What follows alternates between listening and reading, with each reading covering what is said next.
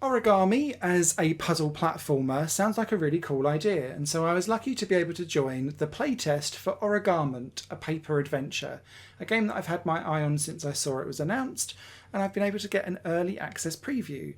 And the idea for this is to kickstart off a new mini-series on Higher Plane Games, where developers have asked for playtesting or for some user testing feedback, and so I get to talk about games that I'm excited about in development, but also share my thoughts and feelings from a player's perspective. And in my day job, I do an awful lot of user research, UX design, and content design, and so I'll be trying to bring some of my expertise from my day job into it as well, and hopefully it'll be of interest for people, and maybe you might like the games that I'm talking about too and pop them on your wish list. In Origament, a paper adventure, the playtest that I had was involving 2 levels, and the real key thing that drew me to this game is that you play as a piece of paper that changes states, and as a player you move between 4 of them repeatedly. Now, the first state is like a rolling, screwed up ball of paper, and this made me feel of countless other marble style games that are out there where you roll around different platforms and it's all about precision rolling. What I really liked about this was that the rolling ball of paper wasn't smooth and neither was your movements.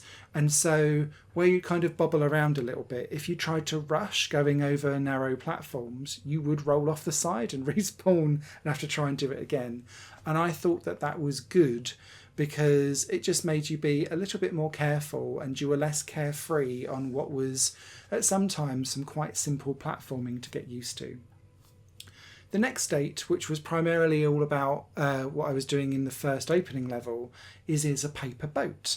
And we got to go around some gorgeous Zen garden rivers, and I absolutely love the calming, relaxing and reflections of the water and the way how the mechanics of that all worked. The lighting's gorgeous, soundtrack works a treat, a cute little cut comes out and if you go up to it and press up on the controller it purrs, all very cute and nice. But it let you get used to the water mechanics in that level in a nice, relaxing and simple way to get used to the game environment.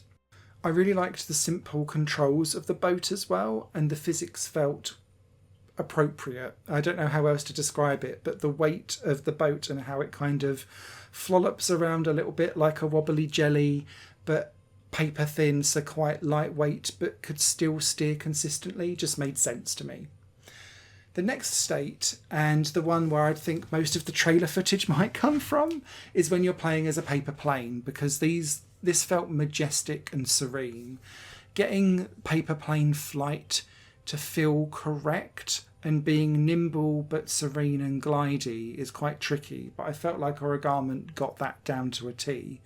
And what I loved about specifically this, and there was a section in the second level where you kind of get into a bit of a river rapids, and so you're kind of being pushed along by a boat in your boat state, kind of trying to ride out the journey, is that it reminded me actually of the game Journey and Abzu and those types of games where you get swept along with a current either of water or of wind, and you're swept up to go on an epic, pacey and adrenaline fueled adventure, and the music kicks in.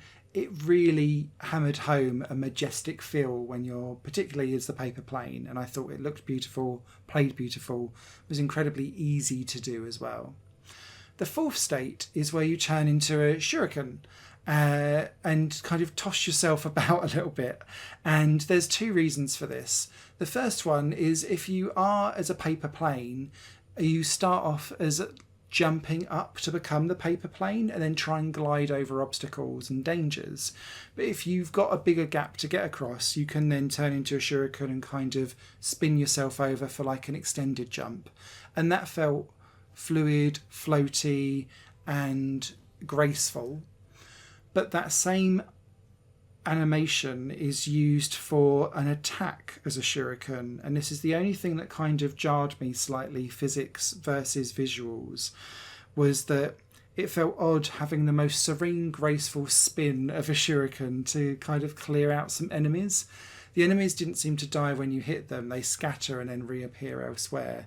And so that bit didn't quite click for me, but the rest of it all did.